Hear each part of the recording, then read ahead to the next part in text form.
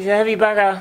Hi everyone, I'm Fiona and welcome back to my garage this week. Well, we're almost in the garage. I'm actually just in the garage. It's a sunny blue sky day. It's beautiful out. And this week and the next couple of weeks I'll be working on the drift ute because I want to get this ready for the track. Well, for the circuit, for drifting. And I don't have a lot to do to the car to get it ready, but those couple of mods just to get me started, because I've never done drifting before, and I've researched the forums, I've been on Facebook, I've checked online, and the general consensus from those who know and have done drifting, from those who's like where a good starting spot is for a beginner, is to do a couple of minor things. And the first biggest one is to get a locked diff.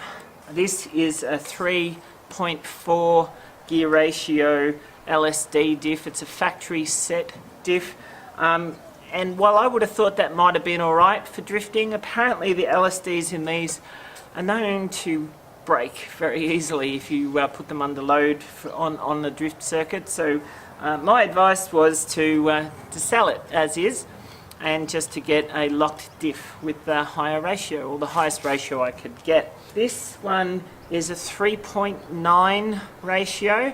A lot of people say go for the 4.1.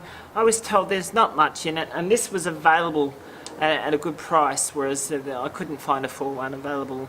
It was nearly 50% more again if I really wanted the 4.1 over a 3.9. So I was told they're much the same, and some of the guys actually run a 3.9.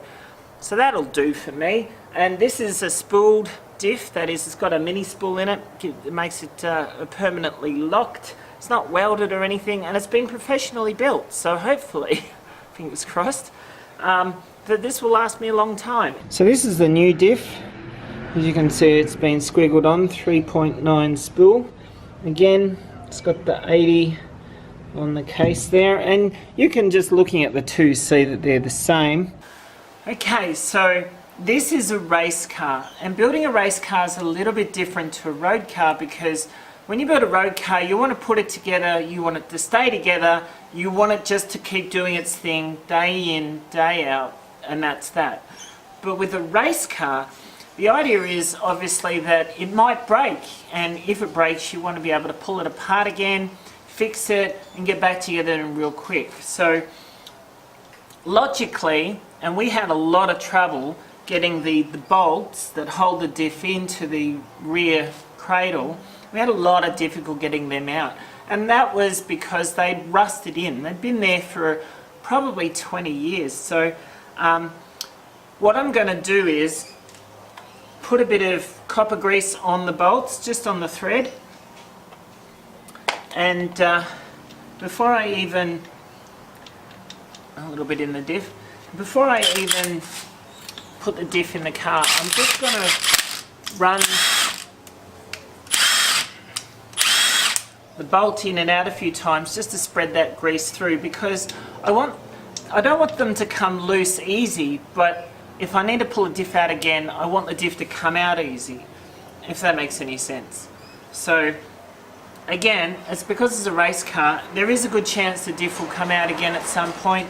I'm going to beat the living crap out of it, so there's a good chance it'll die, break, whatever, and I want to be able to get it out again. In fact, everything about this car, I want to be able to undo it again more easily. So no Loctite, none of that. Wait.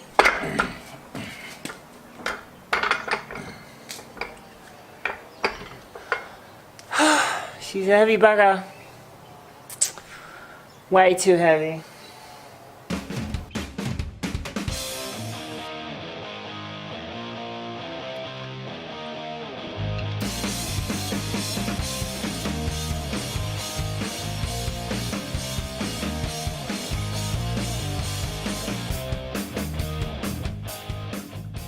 So the first step in installing this diff is just getting those 4 bolts in the top. As you can see, those two there, the other two on the other side.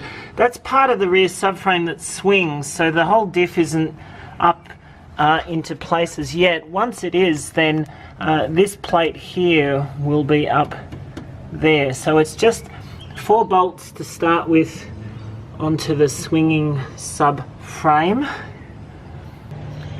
Now while it's hanging down on the subframe, I'm just going to line up the drive shaft on the pin. Otherwise, if these things aren't somewhat ready to go, when you lift it up you might find it hard to maneuver them. Almost made that mistake. Okay, so you can see with the drive shafts placed in the right place but not bolted in, we can now bolt up this rear mount for the diff, and then we can go around and do the drive shafts.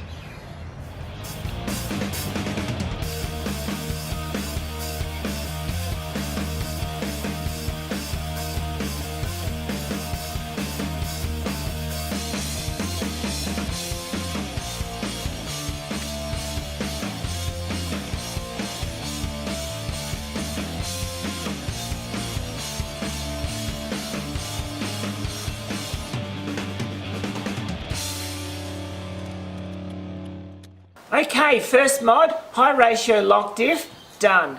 Next week something a bit bigger, but we'll see you then. Bye.